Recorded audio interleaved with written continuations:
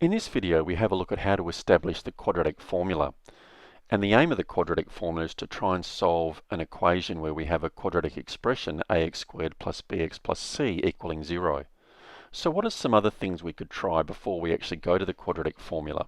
Well, one thing we could do is trial and error. Of course, trial and error is tedious and it may not get us to the solution very quickly. Another way is to factorize the expression.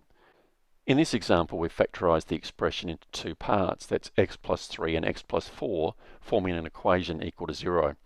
Now, if the product of two things equals 0, one of those brackets, in this case, must actually equal 0.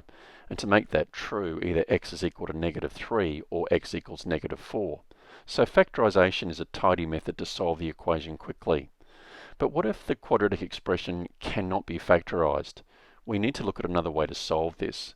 And what we're going to do is use the completing the square method to come up with a formula that will solve any quadratic equation equaling 0. So before we start, let's actually have a look at the quadratic formula.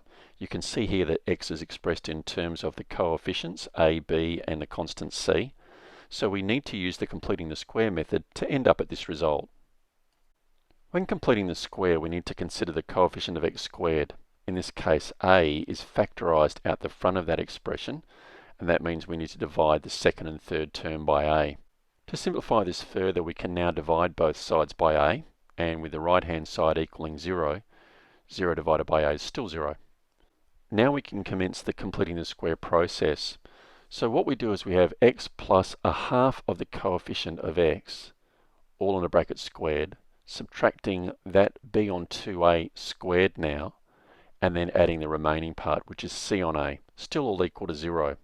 Before we go any further, it is suggested that you check what's occurred there in terms of the completing the square process and understand why that's occurred. Now to tidy up what we have, and we'll retain the first bracket, x plus b on 2a all squared. We'll square the next term, so that becomes b squared, and if we square the 2 we get 4, and square the a we get a squared. We'll now modify the next term so it's got a common denominator of 4a squared. That means we need to multiply the top line by 4a. So it becomes 4ac all over 4a squared. And of course the whole thing is equal to 0. Now what we'll do is, keeping in mind we're trying to solve for x, we'll remove everything that's not in the bracket to the right hand side of the equation. So in the bracket we still have x plus b on 2a all squared. And on the right hand side of the equation, we'll express this as one fraction, b squared minus 4ac, so we've changed the sign of both of those terms, and it's all over 4a squared.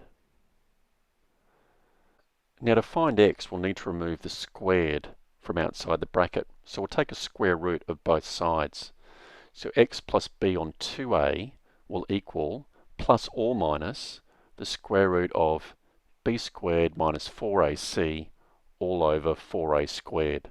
To isolate the x further, what we'll do now is remove the plus b on 2a. So we'll take that to the right hand side, and it becomes negative b on 2a plus or minus the square root of b squared minus 4ac all over 4a squared. Tidying that up further, we can see it's negative b on 2a plus or minus. Now the top line will leave as b squared minus 4ac inside the square root. But the square root of 4a squared is such that we can get 2a. And that enables us to have a common denominator for the remaining part of our formula. So x is equal to negative b plus or minus the square root of b squared minus 4ac, and that's all over a denominator of 2a. And that gives us our quadratic formula for a general quadratic equation of ax squared plus bx plus c equaling 0.